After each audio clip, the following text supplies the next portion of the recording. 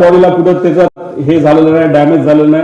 ही जी name plate असते, जसं motor आपली जी शेतातली मोटर, कुठे तुम्ही वॉशिंग मशीन घेतलं त्याच्यावर एक पट्टी असते, ती पट्टी चांगल्या क्वालिटीची आहे.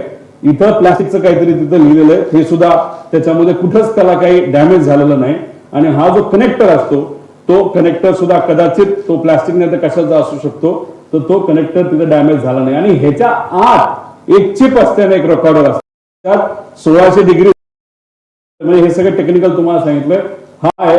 आमची अपेक्षा होती की हा फोटो रिपोर्ट मध्ये येणं फार महत्वाचं आहे, पण दुर्दैवाने तो रिपोर्ट मध्ये तिथं आलेला नाही. पुढे आता एक तुम्ही अजून एक बघा, installed on 3/21 as per the component maintenance manual of Honeywell. म्हणजे हे विमान आहे 16 वर्षापूर्वीचं, 15 का 16 वर्षापूर्वीचं. आता भारतात जर हे आणायचं असेल, जो मुद्दा आम्ही घेतला होता, ह्याचा आहे तो अर्धा तासाचाच आहे. तो बदलणं हे फार महत्वाचं होतं.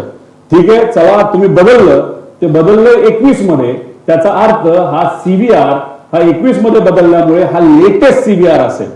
म्हणजे जुना जर असता तो जळला बिळला आपण म्हणू शकतो ओल्ड मॉडेल आहे, पण मग हा नवीन जर असेल तर मग हा याच्याबद्दलची डिटेल्स आम्हाला सगळ्यांना पाहिजे. हा नवीन आहे का तोच आहे, फक्त फसवण्यासाठी काय गोष्टी केल्यात त्याच्यात सीव्हीआर जो खराब झाला हे जे म्हणतायत, मुख्य कारण असं आहे की सीव्हीआर जर 30 मिनिटाचा असेल तर हे विमान रजिस्टर होऊच शकत नाही.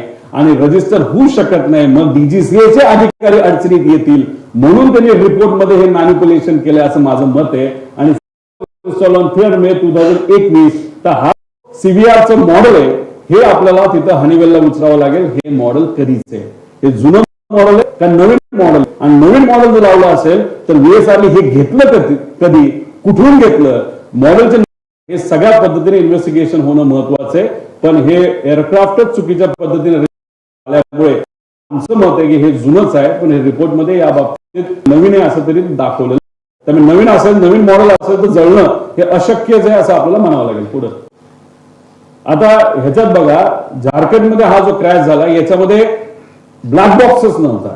म्हणजे डीजीसीएचा कहर किती हे बघा, हे जर ब्लॅक बॉक्सच सापडला ना, 53 वर्षापूर्वीचं हे एअरक्राफ्ट होतं ज्याच्यात 6 जणांचा मृत्यू झाला. पुढे आता फ्लाईट रडार मधून तुम्ही माहिती काढत होता, मी माहिती काढत होतो, ही सगळी माहिती, हे दादांचं विमान आहे, ह्याच्या आधी कुठं कुठं ते विमान गेलं हे माहित होतं.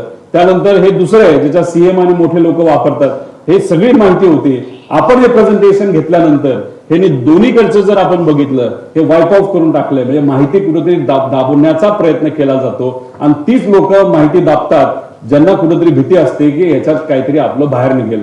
म्हणून ही दोन्ही माहिती जर आपण बघितला, त्यांनी अख्खं रेकॉर्ड हे तिथं डिलीट केलंय असं आपल्याला म्हणावं लागेल. पुढे हा व्हिडिओ जय पवार माझे बंधू यांनी तो दिलेला टाकलेला व्हिडिओ आहे.